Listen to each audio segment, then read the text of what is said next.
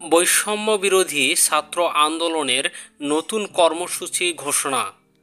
দেশের বিরাজমান পরিস্থিতি নিয়ে বৈষম্য বিরোধী ছাত্র আন্দোলনের 52 সমন্বয়কের যৌথ বিবৃতি। 9 দফা এখন ছাত্র জনতার গণদাবি। প্রিয় দেশবাসী, আপনারা জানেন দেশে কোটা সংস্কার আন্দোলনকে কেন্দ্র করে সরকার সাধারণ শিক্ষার্থীদের উপর নির্যাতনের স্টিম রোলার চালিয়ে যাচ্ছে। ইতিমধ্যে প্রায় 3 শতাধিক ছাত্র জনতাকে হত্যা করা হয়েছে, কয়েকজন সমন্বয়ককে গুম করে ফেলা হয়েছে। অন্যতম সমন্বয়ক আসিফ মাহমুদকে গত 5 দিন ইঞ্জেকশন দিয়ে সেন্সলেস অবস্থায় গুম করে নির্যাতন করা হয়েছে এবং আজকে চোখ বাঁধা অবস্থায় উদ্ধার করা হয়েছে। জানালার পাশে পড়ার সময় কোমলমতি শিশু সাইমকে হেলিকপ্টার থেকে গুলি করে হত্যা করা হয়েছে। প্রাইভেট বিশ্ববিদ্যালয়ের শিক্ষার্থীদের উপর স্মরণকালের সবচেয়ে বড় বর্বরোচিত হামলা চালানো হয়েছে। এমনকি স্কুল ও কলেজের কোমলমতি শিক্ষার্থীদের উপর ন্যক্কারজনক হামলা চালিয়ে অসংখ্য শিক্ষার্থীকে আহত ও শহীদ করা হয়েছে। এই অবস্থায় আমরা দায়িত্বহীন ভাষায় বলতে চাই, শুধুমাত্র আদালতের রায় ও প্রজ্ঞাপন দিয়ে কোটা ব্যবস্থার সংস্কার করে সরকার দেশব্যাপী চালানো গণহত্যার দায় এড়াতে পারে না। আমাদের 9 দফা দাবি এখন গণমানুষের দাবিতে পরিণত হয়েছে। এটি এখন গোটা বাংলাদেশের মানুষের মুক্তির সনদ। 9 দফা দাবি আদায়ে আমাদের নতুন কর্মসূচি। 9 দফা দাবি বাস্তবায়ন না হওয়া পর্যন্ত ছাত্র সমাজের আন্দোলন চলমান থাকবে। 1. প্রধানমন্ত্রী শেখ হাসিনাকে ছাত্র হত্যার দায় নিয়ে জাতির কাছে প্রকাশ্যে ক্ষমা চাইতে হবে। 2.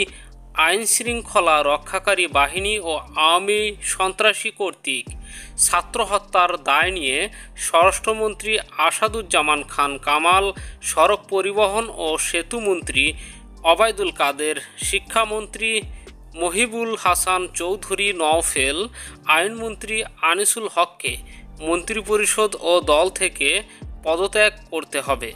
3. ঢাকাসহ যত জায়গায় শহীদ হয়েছে সেখানকার ডিআইজি, পুলিশ কমিশনার ও পুলিশ সুপারদের চাকরি থেকে বরখাস্ত করতে হবে। 4. ঢাকা বিশ্ববিদ্যালয়, জাহাঙ্গীরনগর বিশ্ববিদ্যালয় ও রাজশাহী বিশ্ববিদ্যালয়ের ভিসি ও প্রক্টরদের পদত্যাগ করতে হবে। 5. যে পুলিশ সদস্যরা শিক্ষার্থীদের উপর গুলি করেছে, ছাত্রলীগ, যুবলীগ সহ যে সকল সন্ত্রাসীরা শিক্ষার্থীদের উপর নৃশংস হামলা পরিচালনা করেছে এবং পরিচালনার নির্দেশ দিয়েছে, তাদেরকে আটক করে এবং হত্যা মামলা দায়ের করে দ্রুত সময়ের মধ্যে গ্রেপ্তার দেখাতে হবে। 6. দেশব্যাপী যে সকল শিক্ষার্থী ও নাগরিক শহীদ ও আহত হয়েছে তাদের পরিবারকে ক্ষতিপূরণ প্রদান করতে হবে। 7. ঢাকা বিশ্ববিদ্যালয়, জাহাঙ্গীরনগর বিশ্ববিদ্যালয়, চট্টগ্রাম বিশ্ববিদ্যালয় ও রাজশাহী বিশ্ববিদ্যালয় সহ সকল শিক্ষা প্রতিষ্ঠানে ছাত্রলীগ নামক সন্ত্রাসী সংগঠন সহ সকল দলীয় লেজরভিত্তিক রাজনীতি নিষিদ্ধ করে ছাত্র সংসদকে কার্যকর করতে হবে। 8. অবিলম্বে সকল শিক্ষা প্রতিষ্ঠান ও হলসমূহ খুলে দিতে হবে। 9.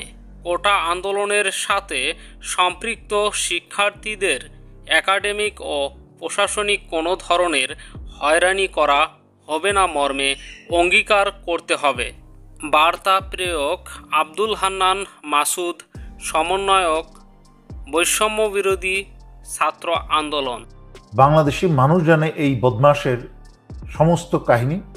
তার এই ভাষণ শুনে শয়তানও হাসছে, মানুষ তো হাসছে দূরের কথা। যে স্বৈরাচারী শেখ হাসিনা কোনো এক স্থানে আননোন বা অজানা একটা স্থানে ইঁদুরের গর্তে লুকিয়ে সে হুঙ্কার দিচ্ছে, নিজেকে সান্ত্বনা দিচ্ছে, নিজের ভয় কাটাচ্ছে। খেয়াল করে শুনুন, আমার এই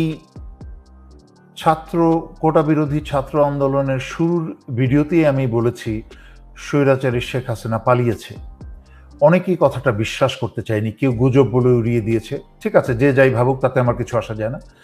বাট স্বৈরাচারী শেখ হাসিনা হচ্ছে অত্যন্ত ভীতু, নিজেই 21শে আগস্টের গ্রেনেডের নাটক করে এরপরে কিন্তু কোনোদিন সে বুলেট প্রুফ গ্লাসে ঘেরা কোনো জায়গা ছাড়া সে কিন্তু ভাষণ দেয় নাই পাবলিকে, ইঁদুরের গর্তেই লুকিয়েছিল। যাই হোক, যদি আপনাদের মনে পড়ে 2009 সালে সেনা অফিসার বিডিআরে হত্যা করার পর বাংলাদেশিরা জানার আগে, সবার আগে কিন্তু ভারতীয় মিডিয়া সেই খবর দিয়েছে যে তদানীন্তন বিডিআরের ডিজি জেনারেল শাকিলকে হত্যা করা হয়েছে। বাংলাদেশিরা কিন্তু কেউ জানে নাই। তখন শুধুমাত্র শেখ হাসিনা জানে, আওয়ামী লীগ জানে এবং ভারত জানে। ঠিক তেমনিভাবে আপনাদেরকে দেখাই, সবার আগে কিন্তু ভারতের মিডিয়া বলেছে যে স্বৈরাচারী শেখ হাসিনা কে এয়ারলিফট, মানে এয়ার বলতে একটা বড় বিমানও হতে পারে, বাট যেহেতু এটা লুকানো কষ্ট হবে, তো এটা ধরে নিচ্ছে হেলিকপ্টারে করেই হাসিনাকে তুলে নেওয়া হয়েছে নিরাপদ স্থানে। আপনারা দেখুন খবরটা। এখানে বলেছে ইন্ডিয়া টুডে বলেছে, Bangladesh, amidst this chaos, reports confirmed that Prime Minister Sheikh Hasina was airlifted from her residence in Dhaka. Her current whereabouts remain unknown. এর মানে হচ্ছে, দিন তারিখ খেয়াল করে দেখুন, 2:48 PM 21শে জুলাই, এবং ইন্ডিয়া টুডেতে এটার ভিউ হয়েছে তখন, যতক্ষণ পর্যন্ত এটা এক সময় সরিয়ে ফেলা হয়েছে, এটা ভিউ হয়েছে সেই পর্যন্ত শুরুতেই 795। যাই হোক, এটা হচ্ছে ভারতের নিউজ, এবং ভারত সমস্ত খবর রাখে। বাংলাদেশের দালাল সাংঘাতিকরা যেহেতু পাচাটায় ব্যস্ত ভারতের এবং স্বৈরাচারী হাসিনার, এদের কোনো খবর নাই, মাথা ব্যথাও নেই। ভারত কিন্তু, এবং আরো অনেকগুলো নিউজ দেখেছি, ভারতের একটা ইয়াং ছেলে খুব সুন্দর একটা প্রতিবেদন করেছে বাংলাদেশের সামগ্রিক এই কোটা বিরোধী আন্দোলন থেকে সরকার বিরোধী আন্দোলন, ছাত্রদের পুরো জিনিসটাকে সুন্দর করে উপস্থাপন করেছে। বাংলাদেশের যে কোনো সাংঘাতিক বা কোনো মানুষের থেকে ভালো করে উপস্থাপন করেছে।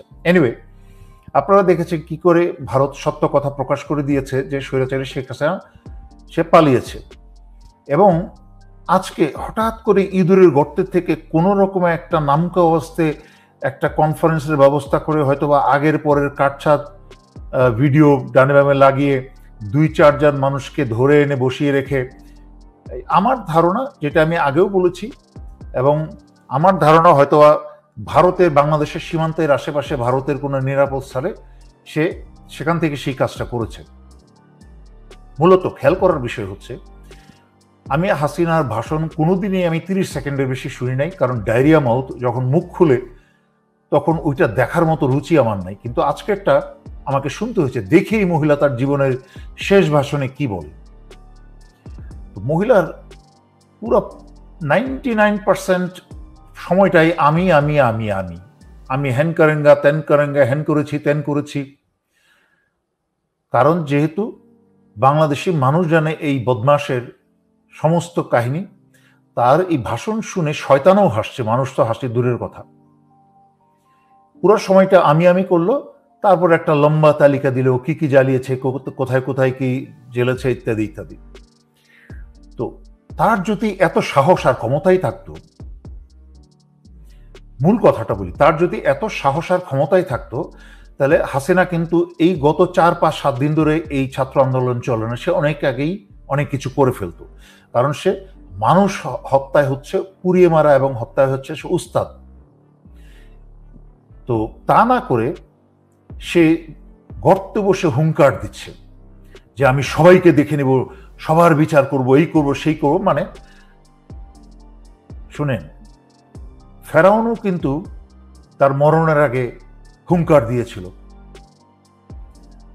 আমাদের নবীকে এবং ওনার ভাইকে বলেছিলেন যে তোমরা আমাকে খোদা মানো, উমুক কুমুক ইত্যাদি ইত্যাদি, আমার কথা বিশ্বাস না করে তোমরা অন্যের কথা বিশ্বাস, মানে ইত্যাদি, ওই ওই ইতিহাসে যাচ্ছি না। তার কিন্তু তারপরেই যে তার এরকম একটা অপমানজনক সমুদ্রের পানিতে ডুবে মৃত্যু হবে সেটা কিন্তু ফেরাউনও জানতো না। দেখেন তখনের ফেরাউন এত শত হাজার বছর আগের, হাজার হাজার বছর আগের, আর এখনের বেশি দূরে যেতে হবে না। সে 1975-এ মুজিব যখন পাইপ টানছিল, এই মুজিব ফেরাউনও কিন্তু যে রক্ষী বাহিনী দিয়ে 40, 50, 60 হাজার বাংলাদেশি হত্যা করেছে, সেই মুজিব ফেরাউনও কিন্তু জানতো না যে পাইপ টানার সময় তার 10 মিনিট পরে সপরিবারে সে নিহত হবে। কিন্তু ঠিক একইভাবে হাসিনাও জানে না যে কালকে কি হবে, হাসিনাও জানে না কালকে কি হবে। কোনো কিছু আওয়াজ দিয়ে আসে না। বাংলাদেশে বর্তমানে যা হচ্ছে তা হাসিনার সেই কুকুর লীগ, হাসিনার কুকুর পুলিশ লীগ, হাসিনার কিছু সেনা লীগ, তাদের সবার কিন্তু কানা মনে মনে জানা যে কি আসতে যাচ্ছে। যা আসতে যাচ্ছে একটা বিশাল ভয়ঙ্কর রকম একটা মহাপ্রলঙ্কয় আসতে যাচ্ছে স্বৈরাচারী হাসিনার জন্য। ধূলিসাৎ হয়ে যাবে ইনশাল্লাহ এই স্বৈরাচারী হাসিনা তার দলবল এবং পাচাটা সকল কুকুরকে নিয়ে।